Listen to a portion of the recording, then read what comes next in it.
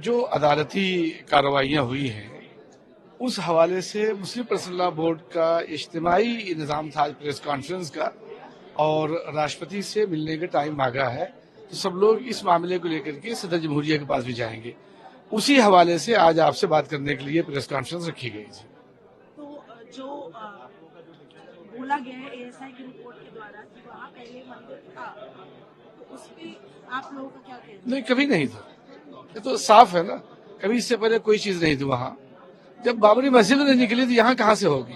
ASI की report गलत है। नहीं, रिपोर्ट अभी ऐसी आई नहीं कि वहाँ मंदिर थी अंदर, ऐसा नहीं। अभी आगे का क्या सर, राष्ट्रपति से मिलेंगे ना समय मिल गया? सब। नहीं, मिल जाएगा, अनकरीब मिल जाएगा, टाइम मांगा है, मिल जाएगा। भारत में न्यायालय के द्वारा जो न्याय किया जाता है उसको सबको मानना पड़ता है। संविधान के अनुसार देश चलता है, ना कि भावनाओं के अनुसार। और ये विषय था आस्था और श्रद्धा का।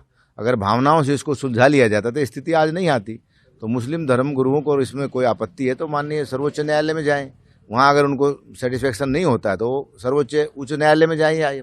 सुप्रीम कोर्ट है दिल्ली में, तो वहाँ से अगर आपको कोई ऐसा लगता है कि जिस फैसले में कोई त्रुटि है मान लो। लेकिन जहाँ तक जो वर्तमान पूजा और व्यास जी की गद्दी का प्रश्न है, उसका मस्जिद के परिसर से वहाँ डायरेक्टली कोई जो इबादत लोग करते हैं, नमाज पढ़ते हैं, उनको वहाँ कोई आपत्ति उसमें नहीं होनी चाहिए। क्योंकि 93-94 तक पहले से वो गद्दी पे पूजा होती रही है। और वो किन्हीं कारणवश अशांति ना हो, देश में सांप्रदायिक सद्भाव ठीक ठाक बना रहे, और उसमें कुछ दंगों की संभावनाएं थी, तो तत्कालीन राज्य सरकार के द्वारा उसको एक रूप से सील किया गया था, ना कि कोई कोर्ट का आदेश नहीं था उसमें।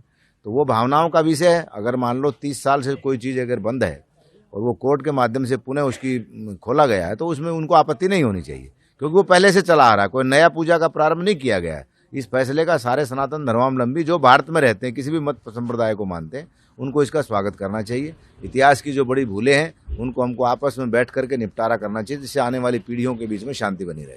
गुरुजी, जिस तरह सवाल उठा रहा है मुस्लिम पर्सनल लॉ बोर्ड, नहीं, मुस्लिम पर्सनल लॉ बोर्ड जो सवाल उठा रहा है उनकी जगह वो सही है, उनका कहना, लेकिन उनको तथ्यों की भी जानकारी होनी चाहिए। जो वास्तविकता है उसको उनको प्रकट करना चाहिए। अंधे को भी नजर आता है कि काशी में मंदिर के ऊपर मस्जिद बनी हुई है। पहला दायित्व तो उनका ये बनता है धर्म गुरुओं का, वो हम लोगों से मिलते। हमने पहले भी 1 साल पहले इसका सुझाव दिया था, मीडिया के माध्यम से अपील की थी कि आप लोग जो है आपके धर्मगुरु मौलाना जो भी हैं वो बैठ करके हिंदू धर्माचार्यों से संपर्क करके एक बैठक रखें आप काशी में, और इस विषय को शांतिपूर्ण ढंग से सुलझाया जा सकता था। क्योंकि भारत में जो रहने वाले मुसलमान हैं वो सब हमारे भाई हैं, यहीं के हैं, कोई बाहर से आए नहीं है वो।